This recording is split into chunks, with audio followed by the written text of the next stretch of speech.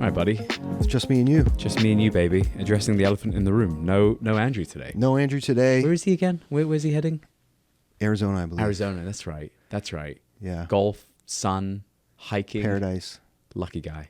But anyway, Dad wins. Dad Dude, fails. we had a great weekend.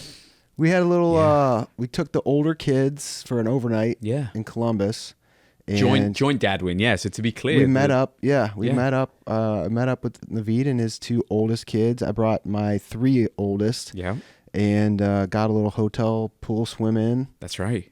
And got a little zoo. Yeah. Into Columbus Zoo. Two dads, Columbus 5 Zoo. Kids. Yeah. What could go wrong? Yeah, right. Really nothing, actually. I think we crushed it. Not to pat ourselves on the back. The girls did a great job, actually. I think, the kids did awesome. Yeah. And I think they had a lot of fun. They did have a lot of fun. Also, shout out to Jenny's Ice Cream.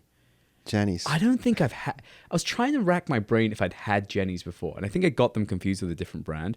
Jenny's Ice Cream out in Columbus, awesome. It's incredible ice cream. Yeah. You got to play by their rules over there. I know. As you learn. As I learned. And you Yeah, gotta they pay don't the play on price. the number of scoops and divvying that up between the they, kids. it's legit though. Yeah, It's really but good if stuff. I can recommend any fun hacks is if you and your buddies are thinking of giving your wives a break, doing a kids trip, just an overnight, really simple. We stayed at a nice hotel, let the kids swim. Not too far from home. Not too far from home, reasonably drivable. Nice dinner, ice cream in the evening, let the kids kind of run around, and then we did an awesome zoo day. Yeah. The following day. Bit disappointed with some of the exhibits that weren't open, but that's fine. No big deal. We made it work. You keep that zoo open all year round. You're like, why? I know. Sometimes you got to scratch your head. But we made it work. But you sound so I'm getting over a little. little bit of a cold. Okay. But I will say my voice is a little raspy today. Yeah. I will say any brands out there that need a raspy, ad I kind of read. like it. I'm available. Yeah, and I'm looking I like at you, it. Kodiak Cakes. Yeah. Okay, because on the frontier there's only one breakfast with enough whole grain protein to get you through the day. Kodiak Cakes. Come on. What is that about? Come on. What's that? I mean, no, don't get me wrong. That That's was inspired from the perfectly executed, but why Kodiak? That's inspired from the Kodiak Cakes box. When you get this box of whole grain pancakes. Yeah. With like the protein, macho whole grizzly grains. bear Yeah, on you're there. thinking this is exactly how it's I actually like ad read should my go. kids So love Kodiak. we eat it every weekend. Yeah. We either make pancakes or big like Belgian waffles with it. Nice. So Like the yeah. premix? Yeah. No. We mix it up. Or it's I guess it's pre-mixed. You just have to add. You can add. It's like the powder, right? the And powder. you add like the Yeah. But no, it's good. There's not a bunch of junk in it. So Kodiak Cakes, shout out. Yeah, available for read, sponsorship. you Well, can- we have a short window. I don't know how husky your voice is going to be. That's true. Call now. Call right now. We are available. We'll get Matt's one done. available. We'll get one done for you. I've actually been getting over a cold too. It's not fun. I don't think I could pull off that husk, but it's The time of year where it'll be 70 degrees and it'll go back to 30 degrees. It just kind of wreaks havoc on your body. You know what also is wreaking havoc is the fact that we're in Northeast Ohio, and aside from the fact that my sinuses can't figure out what's going on, is in the space of like a couple of weeks, we've had that meteor shower. Right. We've had snow. We've had 80 degree weather. And then the other day we had tornado warnings. Yeah. And I still can't mentally get my head around like tornadoes. I know you grew up here and maybe tornadoes were a thing, but the alert comes up on the phone and I look at it no different to rain or lightning, where I was just like, okay, cool. We're having dinner.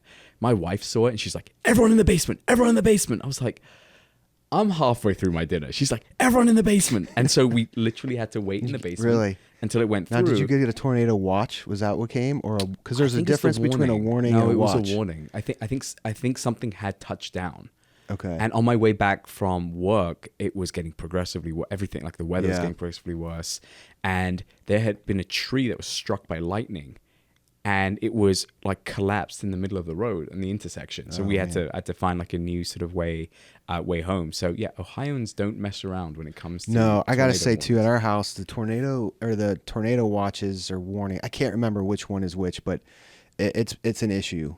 My kids are very worried about it. Yeah. And it's hard because I tell them you think of tornadoes of kind of like that Midwest Oklahoma where they just devastate. And although tornadoes, Also Twister, great movie. great movie. Great movie. Yeah. Did you see the new one? I didn't see the new one. Worth It's watching. not bad. Yeah, Really? I thought it would tie into the old one somehow. Did it I or don't did it think not? It does, but Who's the main actor in the first one again? What's his Helen Hunt and Bill Paxton. name? No, is that the new one? No, that's the old one. No, it's the guy from isn't it the guy from The Parent Trap? What's that guy's name? Who's the guy? No, it's not the It's dad from not? Parent Trap. No. Am I? You're thinking of a different movie. I'm thinking of different. Yeah, it was definitely Helen Hunt was, I think, the main woman, and I'm Okay. pretty sure Bill Paxton was. You sure? I don't know. I'm gonna go with it. I'm gonna say I'm sure. I'm gonna really quickly look this up. Look it up. Yeah, so I thought it would tie in maybe to the old one somehow, but no, the new one is interesting because they kind of take a new spin on it, where now they have all these social media people who are like storm washers and storm chasers, and so that's the kind of angle they take on it. But yeah, it's good. It was worth watching. You are right, Bill Paxton. Bill Paxton, come on, he's a legend. Paxton, Rest in peace. 1996. It follows a group of storm chasers trying to deploy a tornado research device during a severe outbreak in Oklahoma. Yeah. Yep. Good movie. So anyway, the kids have been asking about tornado watches, and I'm trying to explain to them it's not like those types of tornadoes necessarily, although they do happen in Northeast Ohio and they can cause damage. You're not getting like the stage 5 like massive things. Yeah. And also it's hard when the county alerts you. We live in a very large county, so if like something is happening out by you, like we're 45 minutes away on the other side, and it's going to give us the same warning that you have. I know. Right? I and know. So should have checked in with you and seen how things were progressing. There. Yep. Anyway, all right, awesome. Well, look, let's jump into the episode for this week. Following on from one that we did, a while back, where the listeners had sent through a bunch of questions, we just weren't able to get through all of them, and subsequently more questions have been thrown in.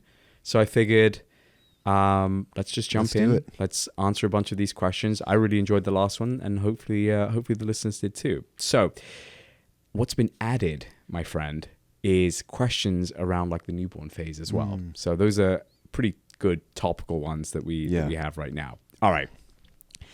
Let's start with rather the newborn phase or the baby phase.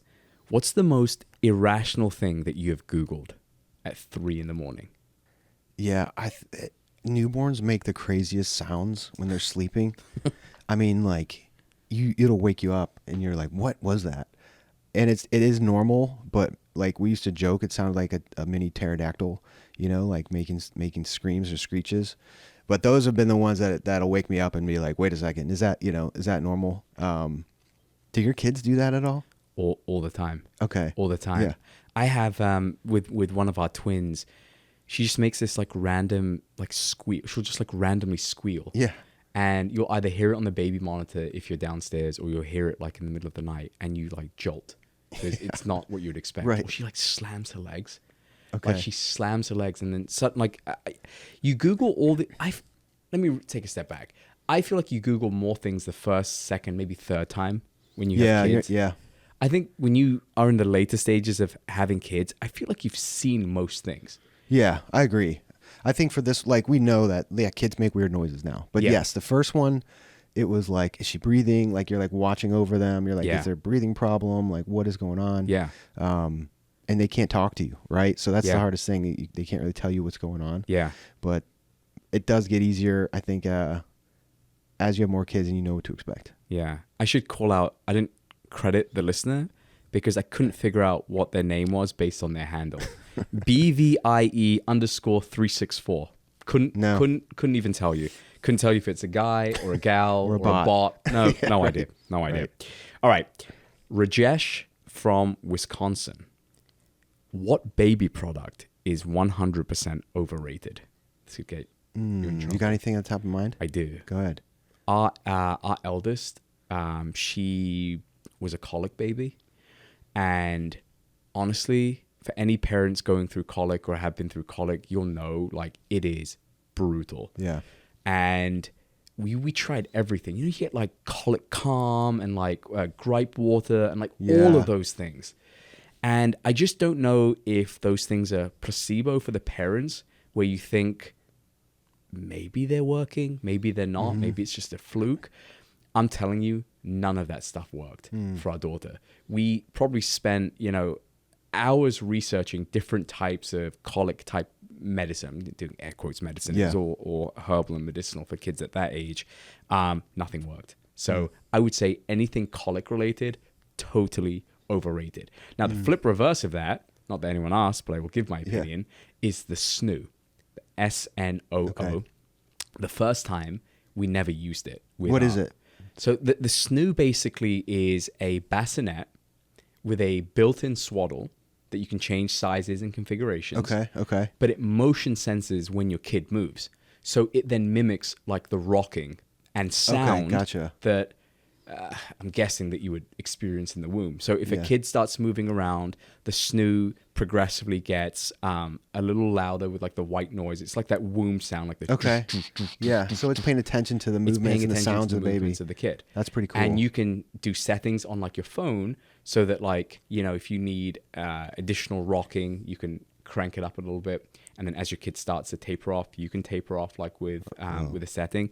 That thing is not overrated. That's worth it. That thing, now don't get me wrong, they're expensive. Yeah. But when you've now used it with 3 children, yeah, if you've figured out that's the thing. When you get multiple kids out of some of that stuff. Yeah. But a lot of times you don't know it's even there till you have later when you have kids. Because at first you're like, I don't need that. But that's cool, the snoo. Yeah. Yeah, we used to have this thing called a rock and play, and the kids slept like a dream in it because it was kind of angled. It wasn't so flat. It got recalled. I guess it was pretty dangerous. And we were pretty bummed to see that one go, let's just say. Did you see recently the Hyundai Palisades had a recall No. For their third row SUV? So you know how like when a kid or you have something on like your third row, when you press the button and the row like collapses down, that if something is on the seat, then there's a motion sensor in there that instantly it like goes back up again. It goes back up again. There was a malfunction with the sensor, and this mother had posted a video of she went to Costco and she bought like a 48 pack of like water, like spring water, and it was on her third row, and she pressed the button thinking that like the motion sensor would then go back up.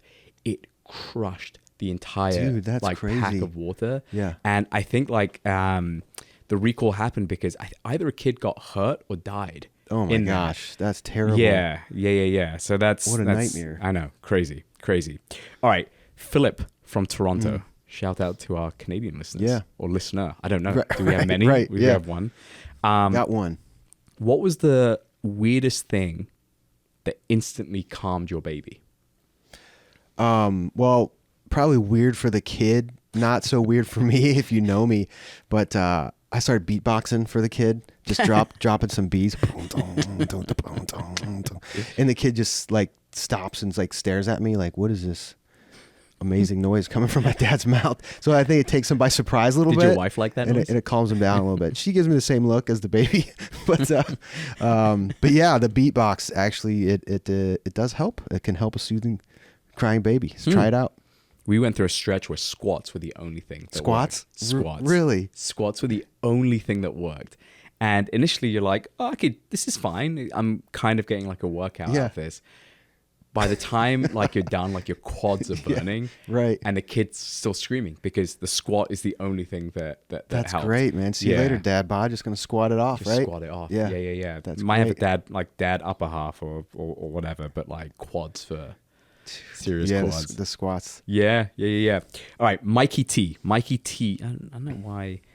That sounds like he's like a member of Jersey Shore. Sorry, Mikey T. Mikey T from Portland. All right. Have you ever pretended to be asleep so your spouse gets up? Be honest. Yeah, I think there's times where you first hear it and you're like, who's going to move first? You know?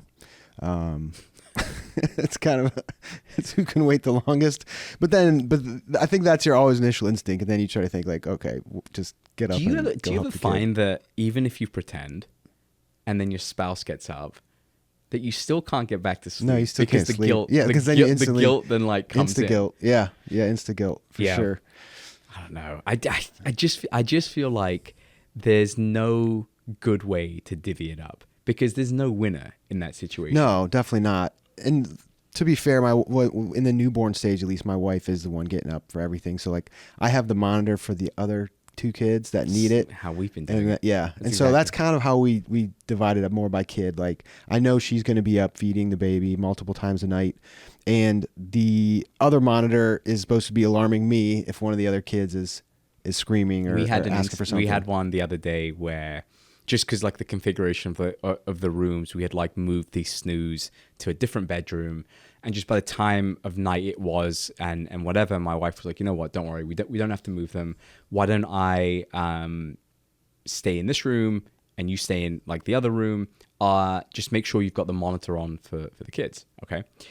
My big kids probably without fail wake up once or twice in the night just for something, just whatever, silly, right? Something I need random, some water. I have a nosebleed.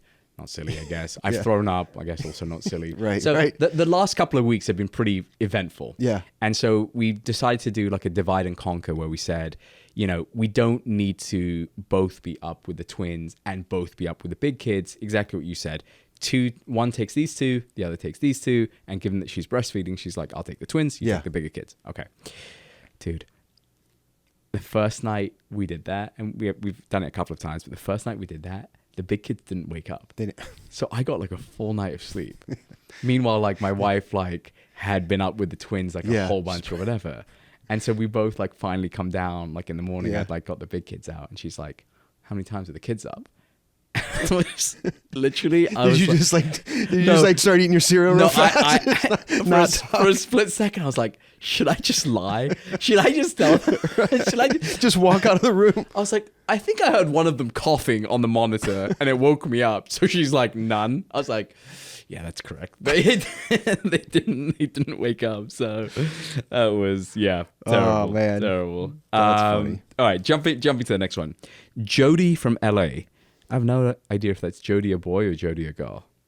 Jodi? Could be either, right? Could be either. Yeah. We're not here to debate names, though. No. Jody from LA. What's harder, your job or parenting? Oh, parenting is harder, I think. There's more levels to it. Obviously, when you're at a job, you're working with adults. You can typically communicate, and working with. Like, put yourself in a room with and I know you have a 3-year-old. Yeah. I have a 3-year-old. Yeah. And try to make sense of that. Yeah. for 8 hours a day, and it's a lot of work. So I think it's harder. Yeah, that's fair. Yeah. I don't have much more for that. All right. Getting interesting, like with just like the handles and stuff. PK247. I didn't really look up his profile to figure out what his name. I got lazy this week. Paul Kennedy, let's say. I like that. Yeah. Paul Kennedy, regal, related to the Kennedys. Very regal. Could be. Could be. Wow. Could be. Could be. In my mind, he is. All right. What's one work habit that completely changed after kids? I got one if you don't. Go ahead. Having cutoffs, time-wise. So pre-kids, I would just go and go and go. Like pre-kids, when we lived in New York, whether it was like start the day at a certain time, I wouldn't stop until I had got done what I needed to. And my wife was like in like a similar boat, let's call it, where she also was working a corporate job at that time. Yeah. Her hours were reasonably long too. And so a lot of it was like guilt-free work, if that makes sense. The big habit that's completely changed since kids is almost without fail, pending, 1 or 2 extenuating circumstances, I almost always stop work around 5 to 5:15 so that I'm home by around 6, and then I'll do dinner time. Yeah. And then I'll do like the bedtime, and then I can guilt-free do whatever I need after to. bed. I'm still not perfect at it because I still go home and I'm still kind of somewhat mentally like plugged into stuff, responding to stuff, and my wife will, constantly let me know to put my phone and stuff away. But yeah, the one habit that's completely changed is I do have like hard stops throughout the day where I'll make sure I'm home for specific stuff. Yeah. What about you? Well, I'm trying to think. So my daughter's 10 and a half, so I'm trying to think back what I was doing back then. But I will just throw out there, I think saying no to a lot more stuff, whether it be like work or even like volunteering, like helping a church or like meeting up with friends. It's just part of the gig. You kind of have to say no more to activities just to kind of be around the house. And I don't know. Some families I know are very much like, hey, we're just gonna like bring our kids in with what we do. Like they're just part of us, and we're just gonna bring them everywhere. Whereas other families are more like, you know what, the kid has a schedule. We want to keep it to the schedule, so they kind of adjust more to trying to get their baby to sleep, let's say, or nap or whatever. We're more on that end, so we're kind of like, hey, like our job is to take care of this little one. We can sacrifice some stuff on our end to do that. But I know a lot of other families that do it the other way, and they seem perfectly happy too doing it that way. What kind of are you guys? Did you guys more like adapt to the kid's schedule, or more just when you, especially with maybe your first, just kind of throw them in the stroller, bring them around everywhere? First time around, definitely not that. First time around, we were super rigid with stuff. Okay. Everything adapted to the kid's schedule. Like the first time, we got a bit more flexible the second time.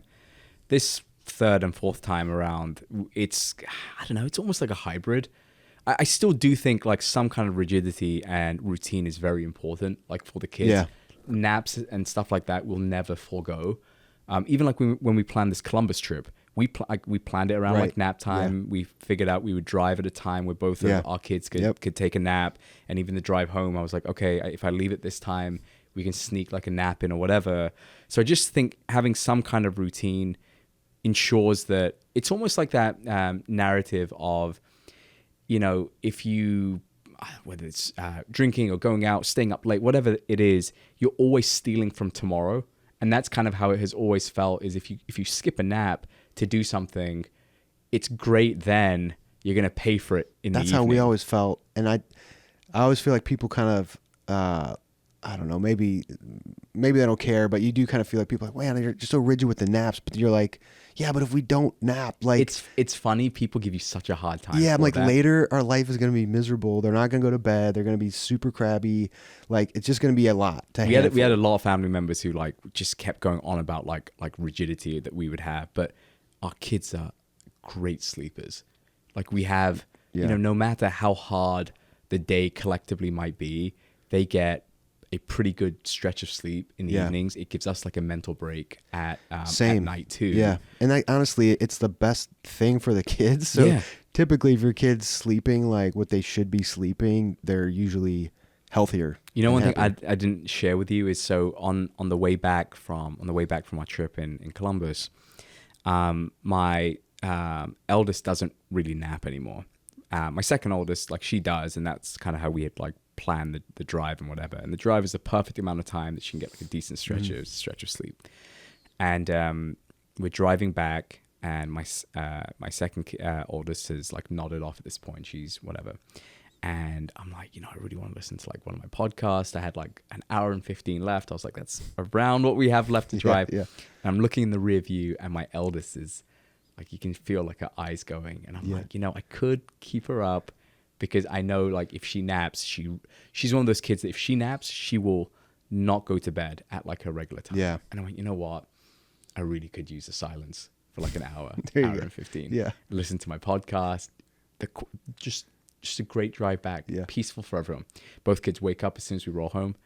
Dude, it was the worst in the evening. Really? It was like 10 p.m. Yeah. And she still wouldn't sleep. Couldn't sleep. See, that's the trade-off. That's what I'm saying. It's like you're robbing from the future to have like a good present or whatever. So anyway, I didn't really think that through. Yeah. All right. Next one. So this is, and hopefully I don't butcher your name, Tinashe. Okay. From Pittsburgh. 2 questions. Feel selfish. Let's take it. But we'll do it. I actually like this first question. What's the most shocking cost of having kids? And I've got one that really comes to mind, because it's really like top of mind. All of our kids have been breastfed. Yeah.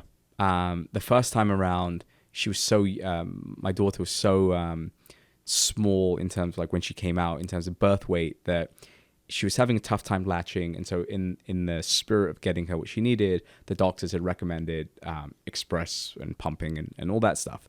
So we did that the first time. My wife has kind of been pumping for all the kids. But when our twins were born, one of them came out like 4 pounds and whatever, right? 4 pounds 12. And the other one was small too. And the doctors had recommended, if you're doing breast milk, still supplement with formula, because now you're providing for two, Yeah. your supply, or the Yeah, yeah. sort of the logistics that come with feeding two kids at once. And so in my head, I'm like, okay, fine, we'll supplement with formula. I don't know if you've ever looked up the price of formula. I've walked past in the store and I've been like, good night, man. It Thank is goodness- so expensive. Thank goodness we're supplementing and not like full Right. formula feeding. It is astronomical. Like for families out there that like, obviously there's various reasons why you may have Right. to use formula for whether it's career reasons or biological reasons, whatever. Yeah. That stuff is unbelievably Now, expensive. like, I see the like containers that they're in. Is Yep. it like a real small scoop? Like, There's does it small last you a scoops. long time? Well, here's a crazy thing. So one of the twins is allergic to a lot of things. So she needs like the extra hypoallergenic, special one. slightly more expensive one. The other one's like, oh, give me whatever, I'll drink it. Yeah. I mean, this could be Coca-Cola for all I care. Like she'll do it. But the twin who has the hypoallergenic one, she won't do the premix. She's spoiled. She needs like the already made milkshake type one. So it's amazing at that age how they can already have preferences. They also have preferences around like the temperature that it's served to them Oh, at. yeah. So yeah, shocking. That's a big one. Cost is shocking. We've just been getting our hospital bills, and that is just amazing. And again, not like we have insurance, and so obviously we're not responsible for all the costs, but what you see with their billing insurance is absolutely insane. I mean, Yeah. there was one on there for medicine. It was like $800, and my wife's like, all I took was Tylenol. It's like, but that's what they're billing back to the insurance company. So tells you why healthcare is so expensive in our country. But anyway. That's a whole different debate. Okay, so the follow-up question then from Tinashe is, do you it's a good question. This could get deep. Do you feel pressure to earn more now that you're a dad? Yeah, I think you do, for sure. Yeah. I think when your kids are really little, again, you're just kind of like getting thrown in, and you realize, again, if you're buying formula, you need more money for formula. You need money for diapers. Because diapers is another one of those things that like they get progressively more expensive as the kid gets bigger, right? Yeah. And, you're just figuring it out. But then I think after, your kids start getting around that school age and you're realizing, okay, like now we have these other decisions we have to make. That's the next watershed, 100%. Yes. These other decisions to make. And, then I think your needs start to grow at that point. Yeah. Preschool, like if your kid's at home, again, now if you have like, if you're putting them in daycare and stuff, obviously that's a huge expense. Yeah. So that could add up quickly, but when they're still kind of small, if they are at home, like they're not real expensive, right? As long as nothing weird is going on or there's something difficult going on. But when they start that school age thing, then they start needing all the stuff, for school. And then you're just kind of like, yeah, like these kids are going to cost some money. I know we've in the past went over like how much it costs a year. But I think you said it, like, it's not like you have to, whatever that cost was, like, 1.5 million per kid pre the age of college or whatever that figure was. It's not like you're expected to write that check on day one. Right. It's like small, tiny cuts. It's like, yeah, I know. At every single milestone where you're like, I think, what were you telling me the other day? Braces. Stuff like that. Yes, Dental. so now we're in, like, so yes. When you enter the phase of like needing braces and dental work, those are just costs that when you think about being a dad, sit there with your wife, pre-kid number one being like, babe, I can't wait for when she needs like headgear and braces and whatever else. Right. So no, but it's a real thing when your kids start hitting that stuff, and then these are obviously real costs, and so you're like, yeah, you kind of do feel like you gotta keep figuring that out. Yeah, nice. All right, this next one is from Jimmy. I don't know if it's Jimmy P.I. or Jimmy Pie. Like, it's just P.I. Like Jimmy space gotcha. P.I. P.I. So it might be like pi, like the number, right? Like Pi the number. He could be a math nerd, or is it like just his last name? Or is it like P.I. as in like private investigator? That would be pretty cool. Let's go with that. Jimmy Private Investigator? He's a private investigator. All right, so we've got the Kennedys listening and Jimmy Private Investigator. Yeah. Not Jimmy Pie the math nerd. Private investigator. Private investigator. All right, deal. I can get behind that. Okay.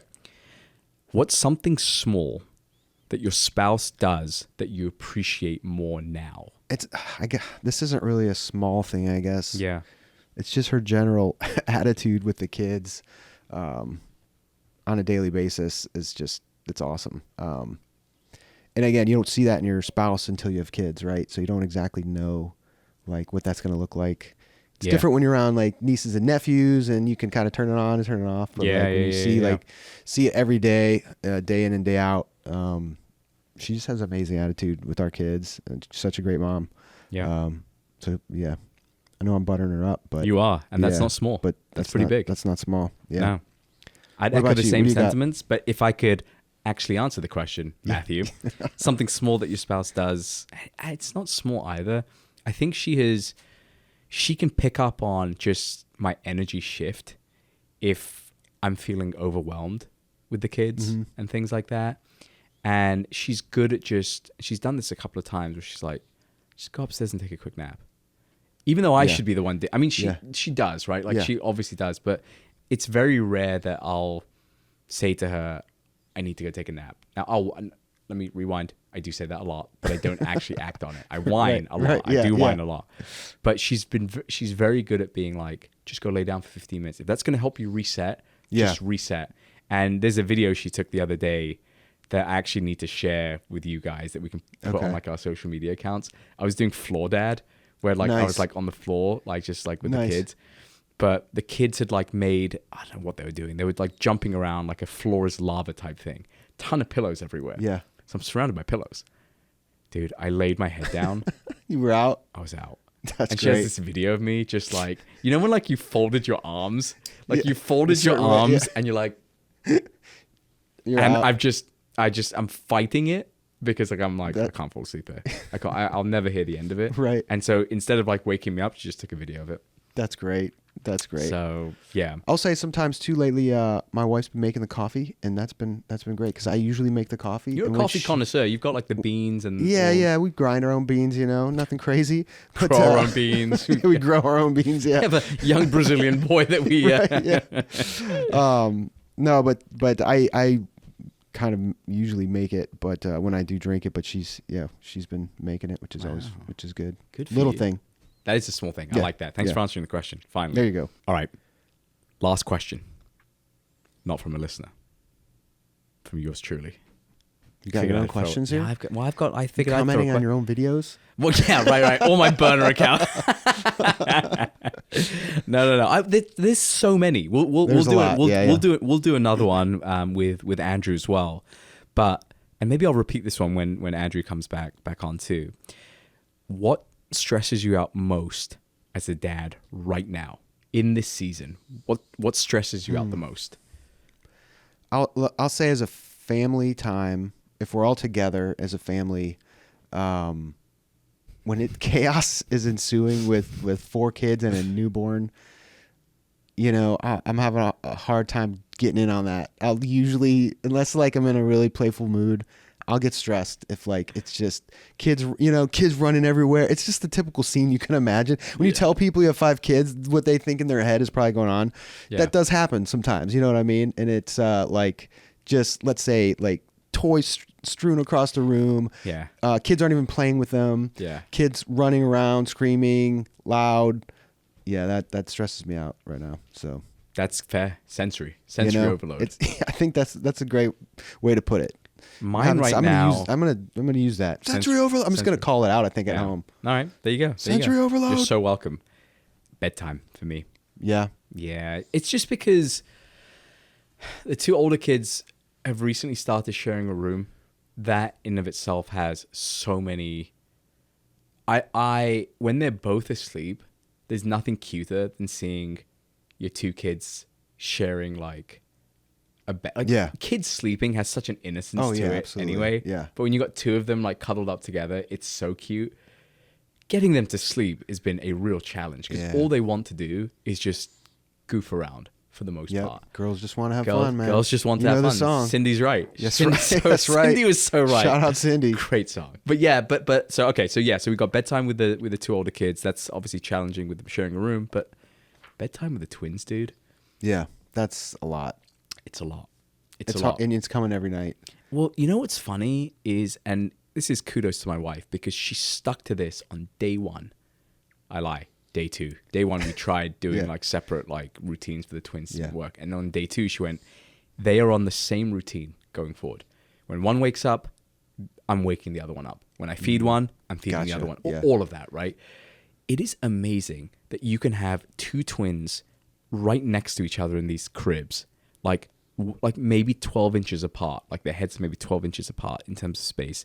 And one will be shrieking and crying and losing it. And the other one is fast asleep. Yeah, that's wild. It is insane. That's crazy. Because like initially you freak out that one's going to wake the other one the whole time. And there's maybe a handful of times I can count where both have lost it. I'm preempting this now. Both are going to lose it tonight. But Right, yeah. It's so rare that there will be an evening or a middle of the night where both are just losing it, like with their crying and needing food or whatever. It's somehow like they've coordinated this to say, hey, you're up. Or, hey, it's your turn to lose it. Hey, you want the boob tonight? Because I'll take the bottle from dad tonight. Like, it's actually crazy. That is nuts. So that's been it's been a challenge. It's our current like stressor, just figuring out, but it's been awesome. Yeah, Otherwise. that's great. All right, my man. Dad interests. Anything for this week? No, not really. A couple of audiobooks I'm listening to Yeah. that are I got to get a little deeper into them before I suggest them. Before you suggest them? Yeah. But how about you? I'm gonna suggest one. It's a bit of a niche one, so stay with me. There is a soccer writer out there, Okay. from the UK called Jonathan Wilson. And growing up, like he wrote like a whole bunch of books, and I have a bunch of American friends who have really been getting into soccer as like our friendships have developed. And I was having breakfast with one the other day, and he recommended this book called The Power and the Glory, The History of the World Cup. Okay. And the US is hosting the World Cup this year. Yeah. And so for any Americans or anyone really who's looking to learn a bit more about the history of the World Cup and soccer, still makes me sick saying that, soccer, The Power and the Glory by Jonathan Wilson. Cool. Highly recommend. Awesome. Yeah. All right. Lead us in, or lead us out rather. Yeah, guys, you can find us on social media at Chief Dad Officers, and we appreciate these comments, these questions. This is a spot for dads, and if you want to know what it's like being a dad, if you're new dad, old dad, come join us on the conversation and give us a listen. New episodes are dropping each week, and until next time. Cheers.